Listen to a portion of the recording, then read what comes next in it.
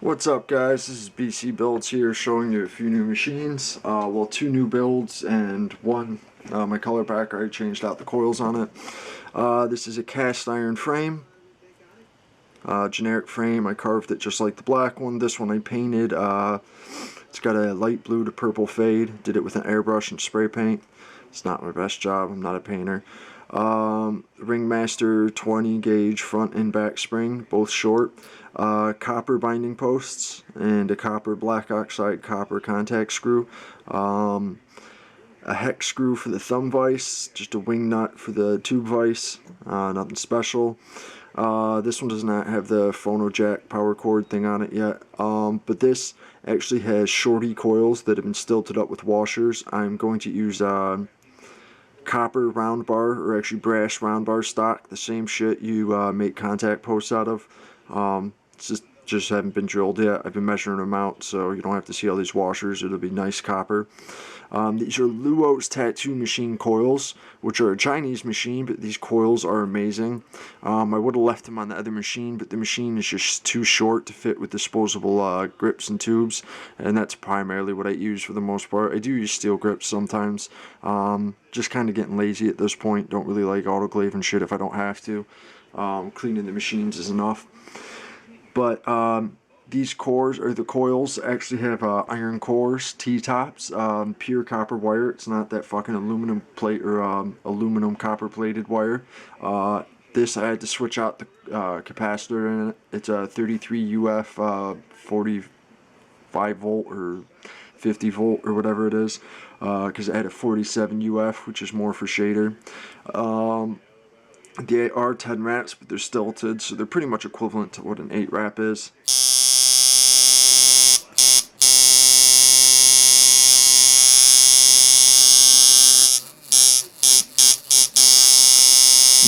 Very little sparking, if any at all. This is 6.4 volts, 133 hertz. Show you the voltage. I don't know if you're going to be able to see this. There you go.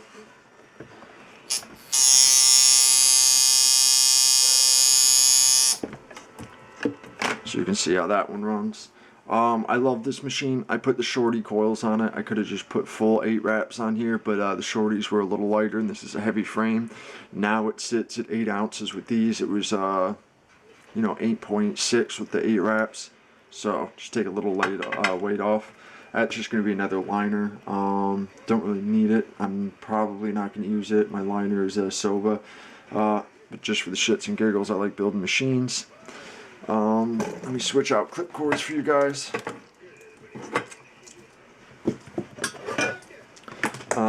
Regular end goes into the power supply, and then phono jack, headphone jack. Same way you'd hook up an RCA. I use a bent quarter just to get it out of the way. Same principle, but this will swivel when you turn the machine, so less resistance on the cord if you're turning it, and you can hear it. It clicks in. So it's still easy to pull out and switch, but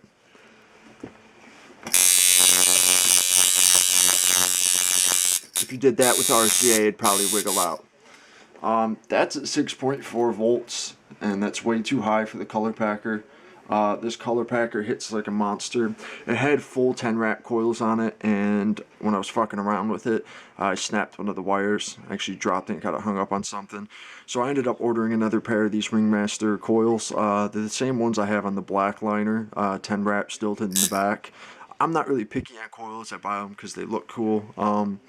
Shaders and color packers, I'll always use a 10 wrap, even if it's stilted. Liners, I don't really care. I'll use a 10 or an 8.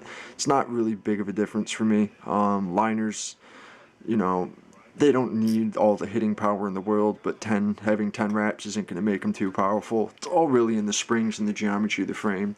But this is at 4.8 volts. Actually, I put it up to 5 at sweet spot. This thing hits like a monster at 5 volts.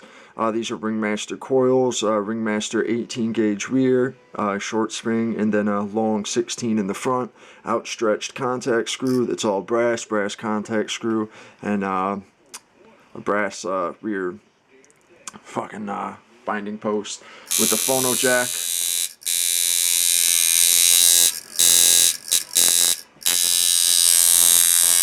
There we go.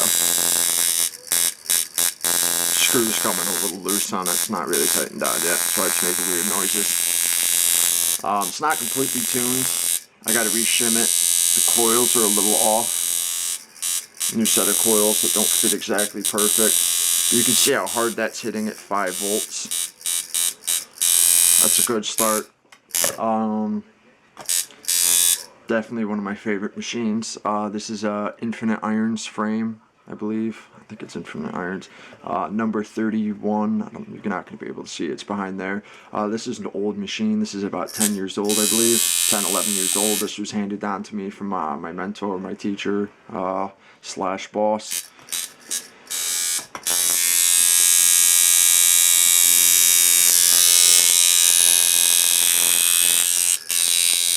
Let's see if I can readjust this, make it sound a little better. That contact screw is on there.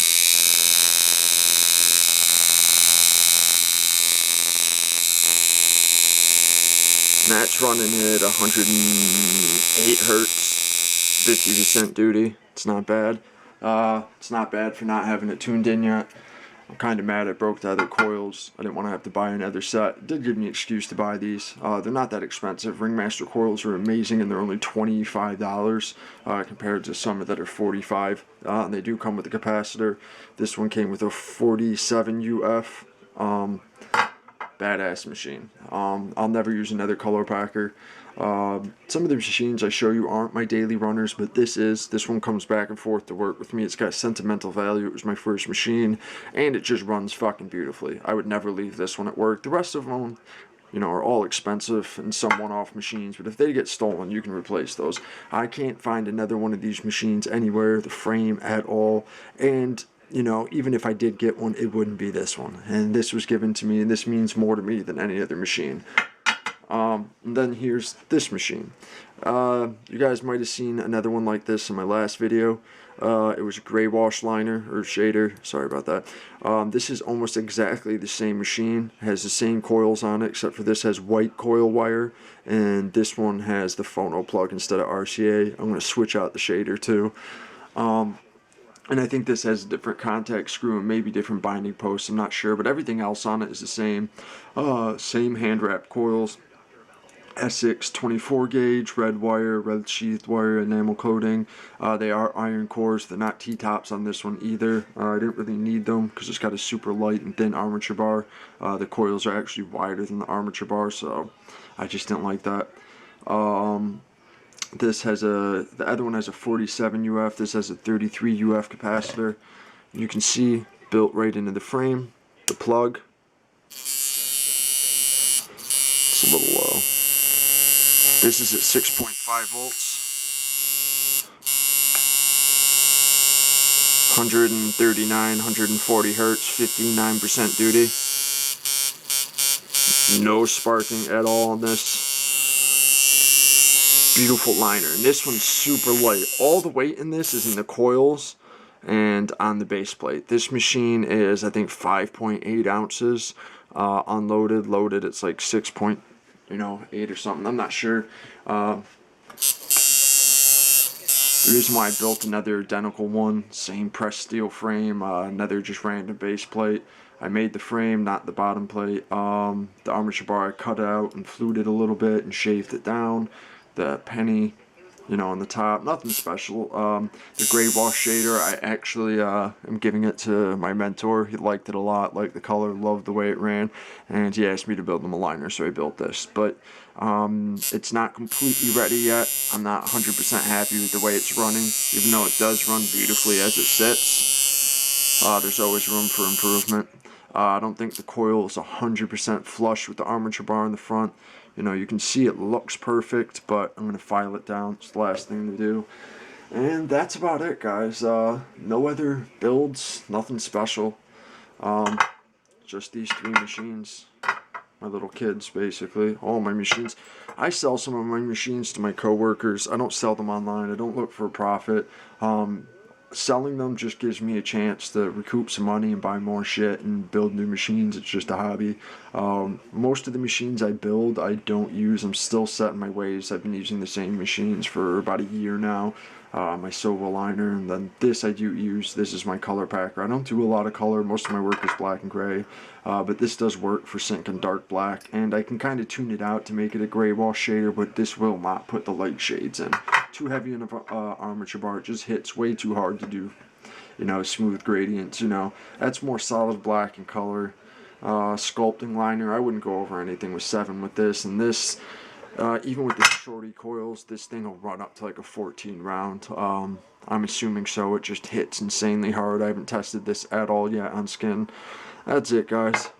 Any questions, requests, leave a comment, and I'll eventually get back to you. Don't expect it to be soon.